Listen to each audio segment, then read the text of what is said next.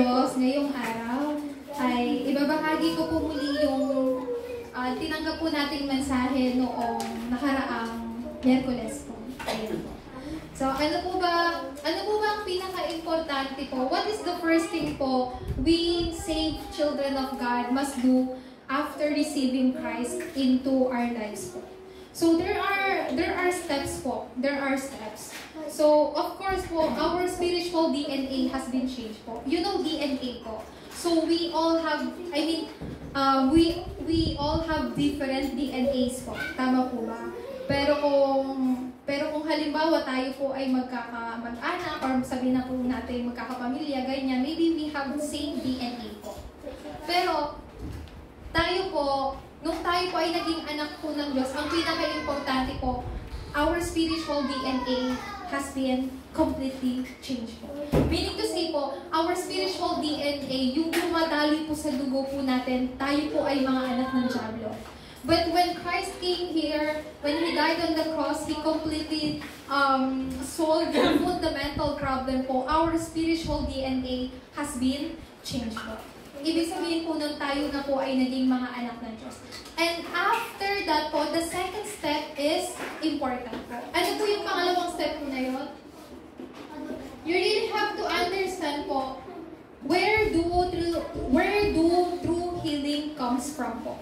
Saan po ba nanggagaling yung tunay na kagalingan? And what kind of healing you and I should receive po? It should be the healing that saves me. Ito po yung pinaka-importante.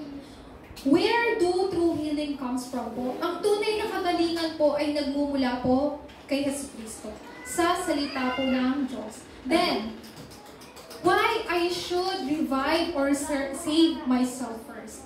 Alam ko po na most of you po are really praying for your children, for your next generation.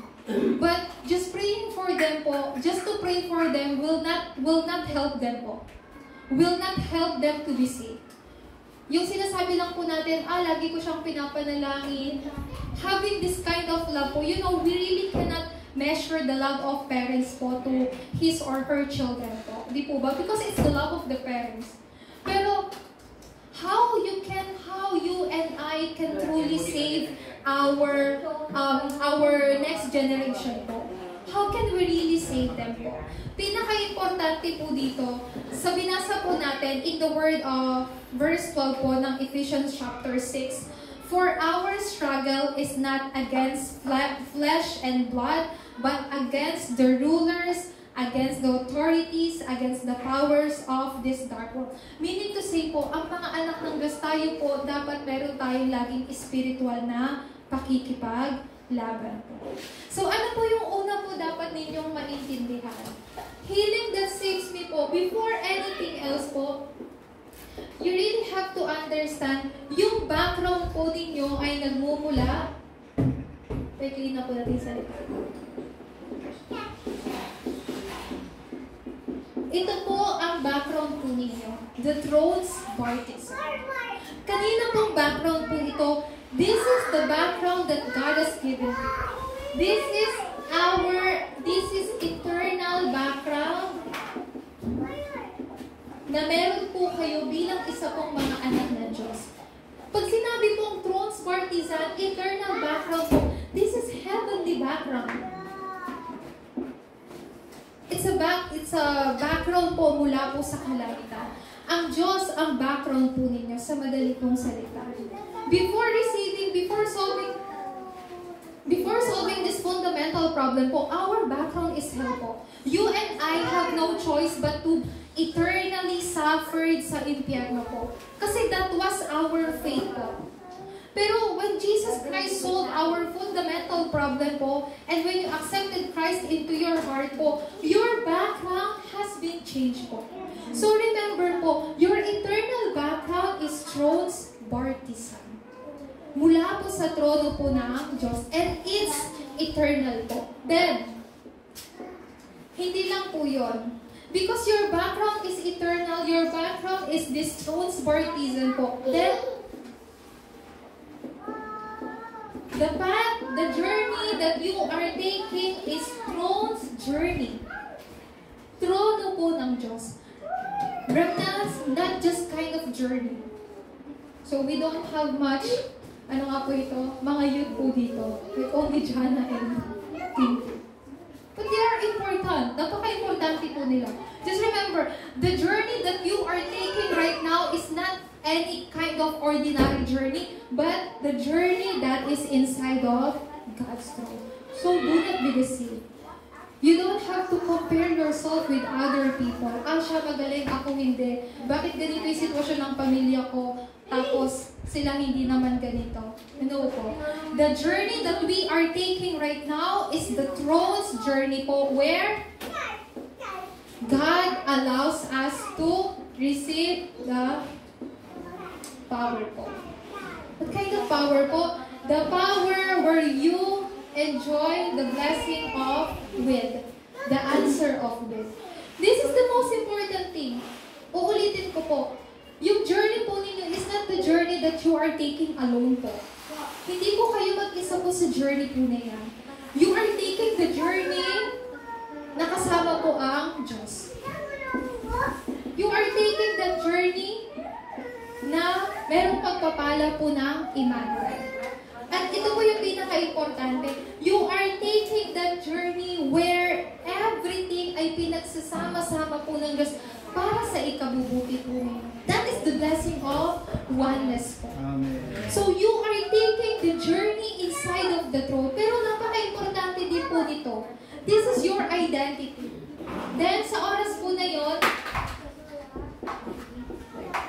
receiving this answer po, kayo rin po ay magsiset ng throne's guidepost. What is throne's guidepost po? Ibig sabihin po niyan, yung kasagutan na tinanggap po ninyo with the answer that you receive from God po, ay nai-relay po ninyo sa inyong mga susunod na henerasyon as their guidepost. Naiintindihan po ba natin? Ano po yan? The answer that you receive, you are setting this guidepost po para kanino daw po? Para sa inyong mga susunod na henerasyon. Yung mga susunod na henerasyon po ninyo, they will look to this guidepost po, following yung answer na tinanggap po ninyo. Napaka-importante po yan. So meaning to say po, you really have to receive the answer from God po. Hindi po tayo pwedeng bumalik sa tahanan ng Diyos without receiving the answer. Kasi kawawa po yung susunod nating henerasyon. They will not receive yung evidence po. Wala pong malilibihan po sa kanila. So, uulitin ko po. What is throne's guidepost po? Throne's guidepost, with the answer that you receive po from God, you are setting this guidepost po for your next generation to see the answer na tinanggap po ninyo. Napaka-importante po lang. So, I know po, you really have the desire to change your next generation po. But how? But how po? How? Sa pamagitan po ng bagay na po. Hindi lang po yun. Sa lahat ng gawain po natin, your every work po, your job, even your businesses po, side business man po yan, or maliit po na business, side job po, lahat po yan ay magiging guidepost po ng inyong susunod na henerasyon. So, ibig sabihin po niyan, makikita po ninyo yung ebidensya niyan. Evidence, and with that evidence po, kayo ay tatayo bilang isa pong mga saksi. So, you are the witness of these three thrones po. Ang inyo pong eternal background ay ang trono ng partisan. Yung journey na tinatahak po ninyo ay nasa loob ng trono where the power of with Emmanuel and oneness is within you. And with the answer that God has given to you, you are setting this guidepost for the sake of your next generation. Kaya po, just like the early church member received po, their works, their jobs, lahat po ng ginagawa po nila, they are setting this guidepost po para po sa atin. Kaya hanggang ngayon po, we all know this po. Ganon din po sa atin. Meaning to say po, you are leaving behind the eternal masterpiece po sa inyong susunod na henerasyon. You know po, honestly po, frankly speaking, we cannot do much para po sa ating mga susunod na henerasyon. Kahit po sa mga anak po natin. Kasi we always see our weaknesses po. Lagi natin nakikita yung kahinaan natin. And hindi po natin alam, minsan nare-relate po natin sa mga anak po natin, even our negative thoughts. Di po ba? Nai-imprint po natin sa kanila, si mama mahirap, si mama walang ganito, ganyan, hindi ko mapoprovide sa iyo ang lahat ng bagay, which is true. Which is fact po. But if you keep on imprinting that to your next generation, they will not be healed po. They will not be saved po. Sila po ay patuloy po, mamamatay po ang henerasyon po nila kapag tayo po ay bumalik po sa langit. Di po ba? Kaya po, you must be assured po sa tatlong bagay po na to. Kaya hindi lang po yun. Kapag sa oras po na nakumpirma po ninyo ito, why I have to save myself first po? Bakit? What is the reason po? Ano po bang dahilan bakit natin kailangang iligtas yung sarili po natin? And to do that, for us to save ourselves po, we have to do this every day po. Ano po yung bagay na kailangan po natin gawin araw-araw? Una po, maraming beses po namin sinasabi po sa inyo, have 3 concentration po. Have this po. Magkaroon po tayo ng 3 konsentrasyon. Ano po ba yung 3 konsentrasyon po? Katulad po ng alam po ninyo sa umaga, in the morning, at day, and at night. So what do you have to do po? In the morning, the moment you open your eyes po, what kind of prayer you must do? You must do the prayer that gains power and strength. So,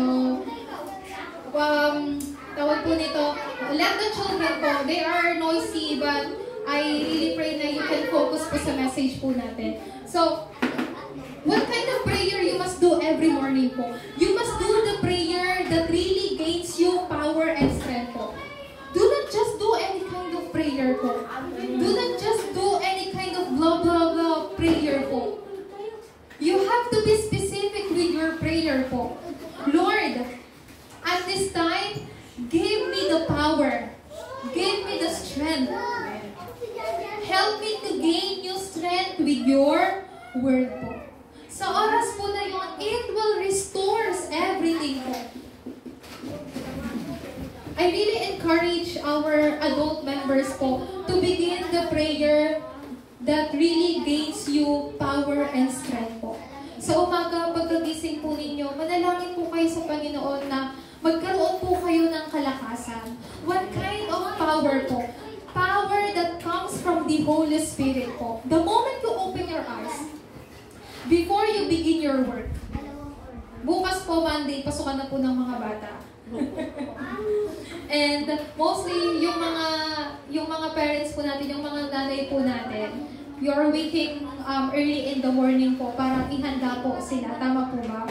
Katulad sa case po ni Sister Camille.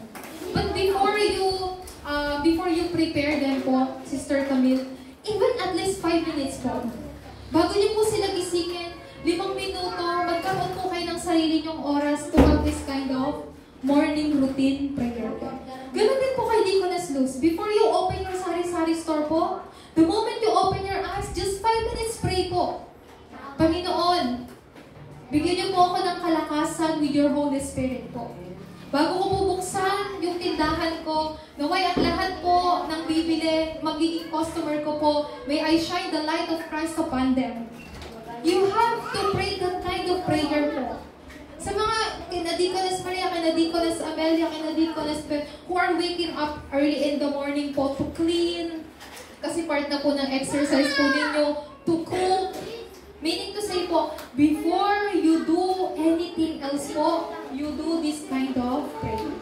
because it restores everything. All. Ano pong klaseng lahat po? Ibig sabihin po niya, hindi lang po yon. As you do this prayer po, you know, you must do, kasama po yung 7-7 prayer. 7-7 prayer po. You know po, in every Sunday po, we always give you pamphlet. Lagi pong nakalagay po dyan yung 7-7 prayer.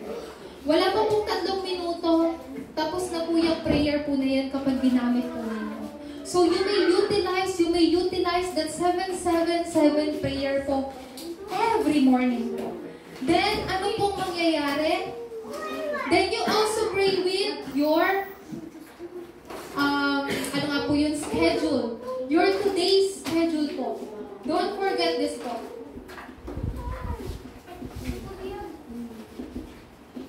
You know po, I have something to tell you. This is something na I really find difficult din po. So, hindi po ako nasanay na magplano kung ano yung gagawin ko bukas. So when I try to write yung plan ko po for tomorrow, I am really having the hard time po.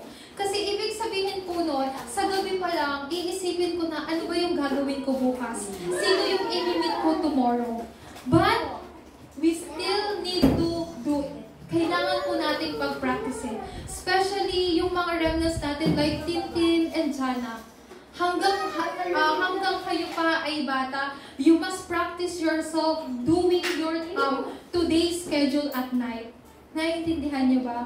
Kasi kapag hindi niyo kinagawian yan, hindi niyo naging habit yan, in the future you will have a hard time. Just like me. Kaya po, with the prayer po, isama po ninyo yung 7-7 prayer, kasama, ipag-pray nyo din po yung today's schedule ninyo. Yung buong araw po. And then, at day po, ano na lang pong gagawin natin? It's about confirming na lang po. You just have to confirm and check yung answer na ipinagkaloob sa inyo po ng Diyos at day. Alam niyo po ba kung kailan ang morning po? Bago niyo po gawin yung mga bagay na dapat niyo pong gawin, that is morning po. And at day po, it's about just confirming yung answer po na ipinagkaloob po sa inyo po ng Diyos. And at night, as you rest, you also do pray. Pray while doing deep breathing po. You do deep breathing po. Kapag magdi-deep breathing po kayo, always do exhale first po. Exhale first po. Kasi mostly po sa ating ginagawa, inhale po agad eh. Mas maganda po pag magdi-deep breathing po kayo, mag-i-exhale po muna po kayo para lalabas lahat ng toxic sa katawan po natin and you do inhale po. So like for example po, you inhale po for like, sabihin po natin na 10 segundo. Dapat mas mahaba po yung paglabas ng hangin po kesa sa pag-inhale po. Naiintindihan po. Like for example, 10 seconds you inhale, you do 15 seconds exhale po. Mas mahaba. Kaya po, try to practice this po, especially po sa mga adult members po natin. Yung tayo po mga nagkakaedad na, we really need this po, deep breathing prayer po. Nang sa ganun mag-circulate po ng maayos yung hangin po sa katawan po natin, as well as yung circulation ng blood po natin. It really helps us po. You know po, what is that our 2 lifeline po?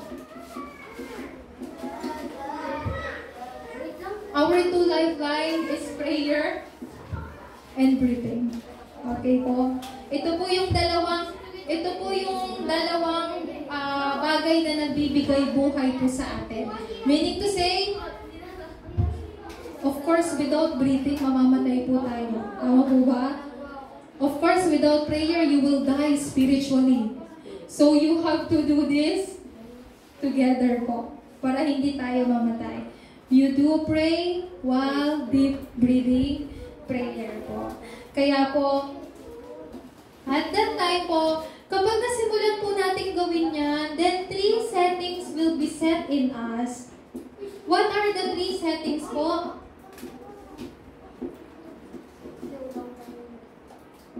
Una po ay ang platform. Sino po yung platform? You are the platform po.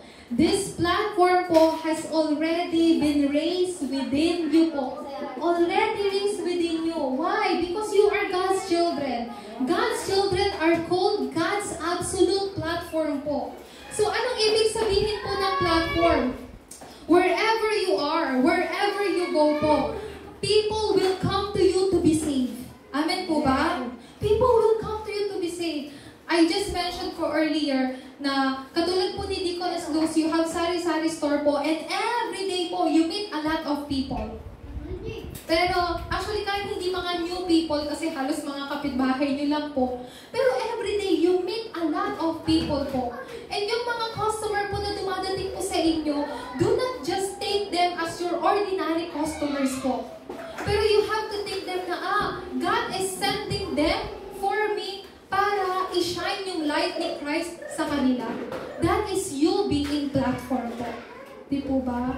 And I think si Sister Camille, you have a lot of, ano nga po ito, friends, medyo mga younger, kasi you're still young po eh. So when they come and visit your house, shine the light of Christ upon them. Especially if we have your barangay worker. Deaconess Maria, you know a lot of people po. When they come to you po, shine the light of Christ upon them. So, ibig sabihin po nito, that is you being a platform. Meaning to say po, wherever you are, wherever you go po, God is sending people to you po to be saved. Why? Because you have the light of Christ. Then, katulad po ng sinabi ko po, when these people come to you, ano po gagawin po ninyo? When these people come to you, will you just stay still po? No, of course not. When these people come to you, you have to shine the light of Christ upon them. This is the right thing to do po because you are children of God.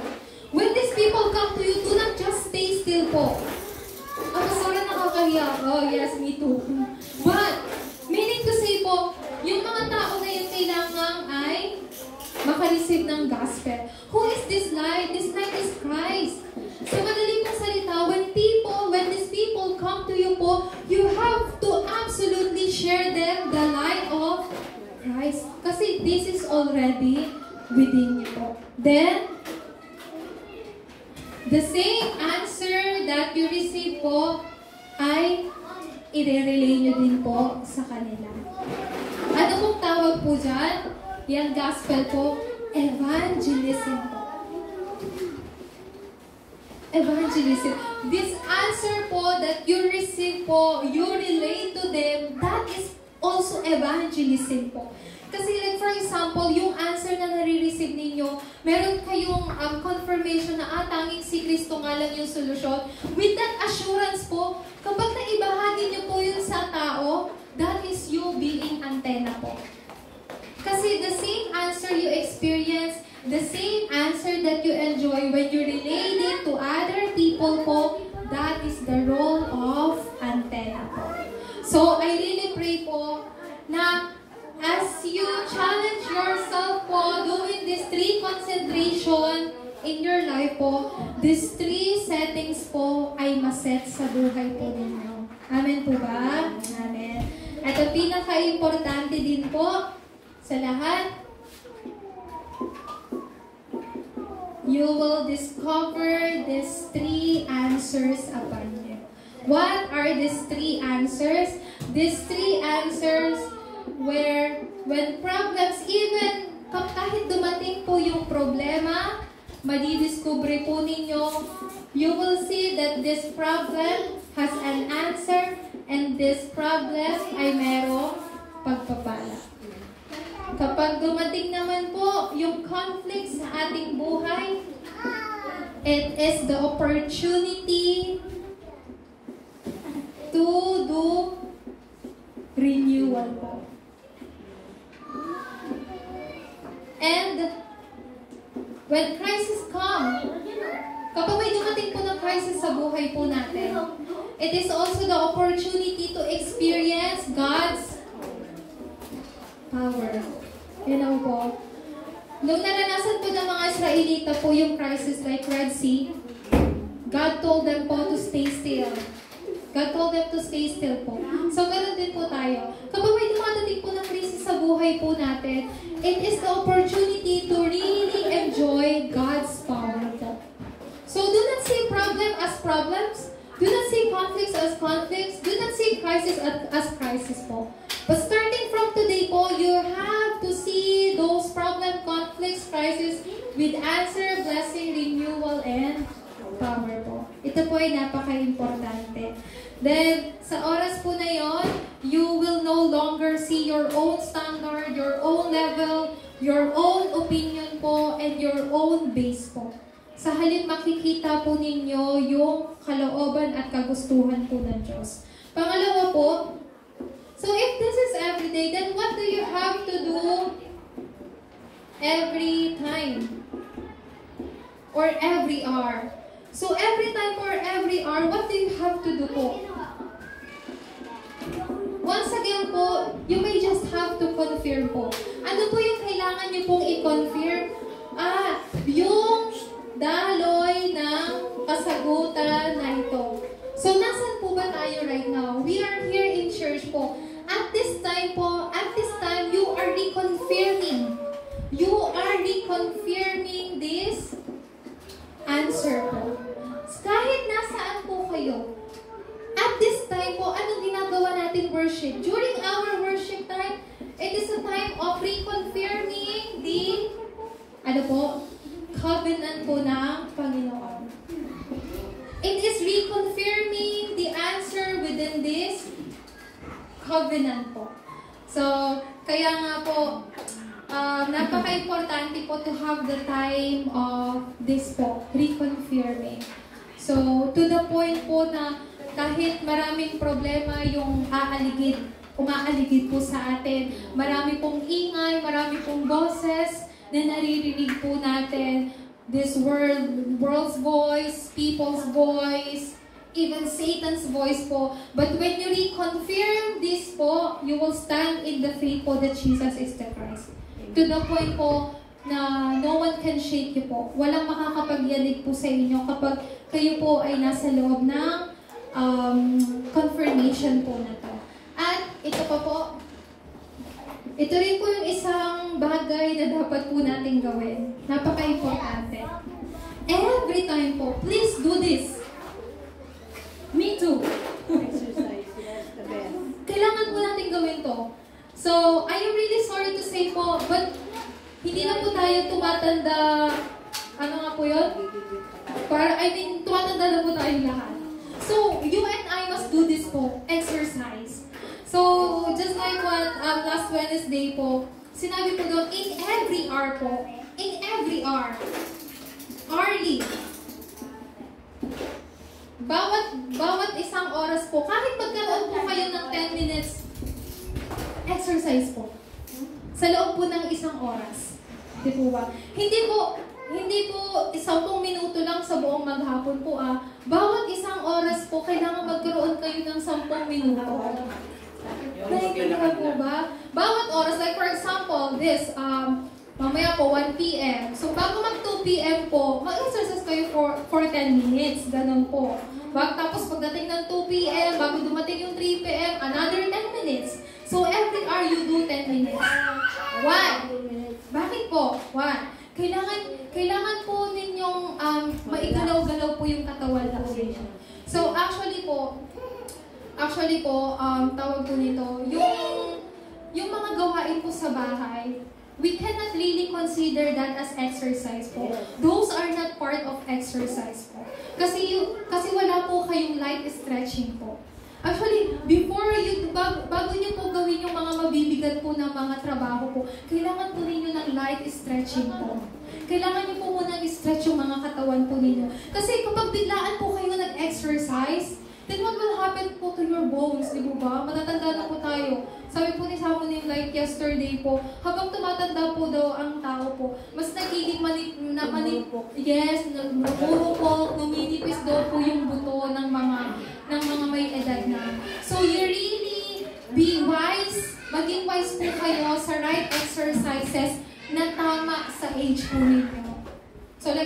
example, you are already 60 and you do exercise for 20 years old, you will be in danger po.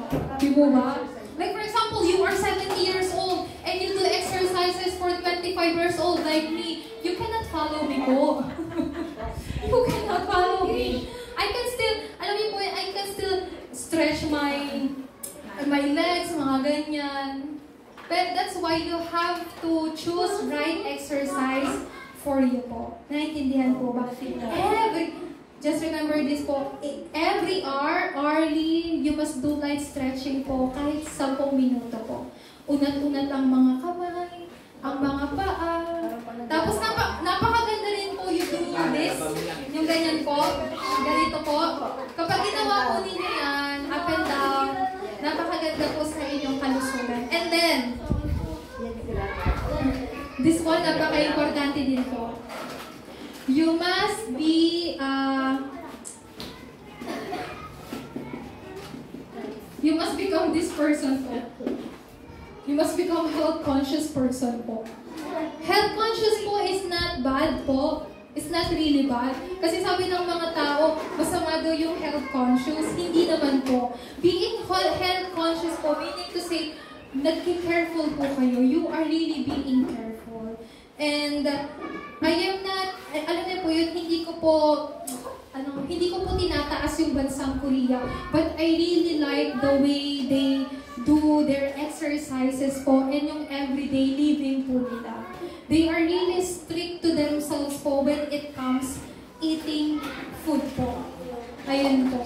Before po, I know na yung salt po, yung asin, sobrang kailangan ng katawan natin. But after meeting them po, I realized yung asin po, hindi naman po talaga kailangan ng katawan natin eh. I mean, meron lang po mga amount po na kailangan po ng katawan po natin. But I am really sorry to say po, we Filipinos, we really like salty foods po. Di po ba? We really like salty foods. Hindi lang po yun. Mapaano pa po tayo? Mapa-extra rice pa po tayo. But sabi natin, half rice, pero half of the, ano nga po yun? Half of the rice cooker. Di po ba? So, you and I, we must be a health-conscious person po. And before our worship starts po, maybe our ceremony observe po, that one of our remnants po, like she saw, he's drinking coffee po. I think that was Hysen po. So, you know po, please po, tayo pong mga adults po, okay lang po sa atin mag-coffee. Actually, ako po, when I was in my teens po, nung teens pa po ako, I really don't like coffee. Pero when I became like 20s, nag-a-adult, I started to like coffee. Because I always saw buksan yung someone yung drink coffee. So, it became my... So, anyways, those kind of ano nga po yun, yung naging habit na po natin, wag po natin ituro sa mga bata. They should not drink coffee po. Why? Because I just find out po, kapag yung mga bata po, uminom po sila ng kape, their brain will really stop working po. And at that young age, like for example, si Chloe, umiinom na po siya ng caffeine, like coffee po, then hindi na po siya, alam niyo po yun, her brain will really stop working po. We need to say how that little children can study well po. Ito ba? So, hindi lang po sa mga kinakain po natin, pero sa iniinom din po natin. Like, soft drinks, you know, mga juice, mga soda. It is better to drink water. Mas maganda po kung iinom po tayo ng warm water po sa umaga. Napakaganda po no. So why I am telling you this po, Pastora, why we started to do about health and exercises when this is word and message po. You know po, just like God bless us with our spiritual lives po, binibless din po ng Panginoon yung ibibless din po ng Diyos ang ating physical na katawan. Kaya kailangan po natin maging careful. Pangatlo po, ito ang pilay.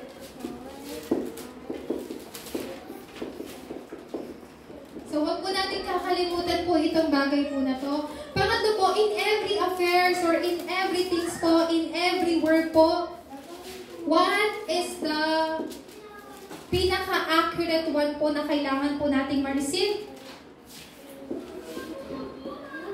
300% feeling ng Holy Spirit. Ano po ba yung 300% feeling ng Holy Spirit po sa bawat gawain po natin? Kailangan po natin mag-receive ng guidance ng Holy Spirit to be able to see the work of the Holy Spirit po at makita yung bunga ng banal na Espiritu. Then, from that moment on po, you, yourself, your field, which is your family, even your church, our church, at sa Juyong Church po, will revive po. When? When this happened po? When you receive this po. Ano po yung matatanggap ninyo? You yourself, your field, your church, this Juyong Church will revive. So, napaka-importante po to really save yourself first po. Pag sinabi pong save myself first po, you must have this po. Personalization. So, from, ano nga po ito? Two days ago po, nung matad kami ng PRC, the pastor told there po, di po ba sabi ni Pablo, sa Romans chapter 1, 16:26 po, sinabi po niya, my gospel. Hindi po yung sinabi ni Pablo ng my gospel kasi it's his own gospel po. Hindi niya yung sinabi kasi gospel niya lang yun, hindi yung gospel. Sinabi niyang gospel yun kasi Paul was able to make that gospel into personalization. Meaning to say po, this gospel, he made as his own po. As his own. Kaya po, you have to save yourself first po. I-personalize po ninyo sa sarili ninyo sa isang simpleng salita. Apply this po. Apply niyo po konti-konti. Practice. Sa isa pa pong salita. Practice po ninyo unti-unti. Maybe some of you will find this very hard po, pero just practice unti-unti po. You know po, I know na we are not, God knows we are not busy person. We just have a lot of excuses po. I am sorry to say. God has given us eternal time po. Our worship time is only like 1 hour or 1 hour 30 minutes po. And every Sunday, we are giving that 1 hour and 30 minutes po sa Panginoon. Pero God is giving us eternal time po. That's why po, kahit mahirap, I know you will find this difficult, but as you apply this, you do this practice little by little po. Little by little.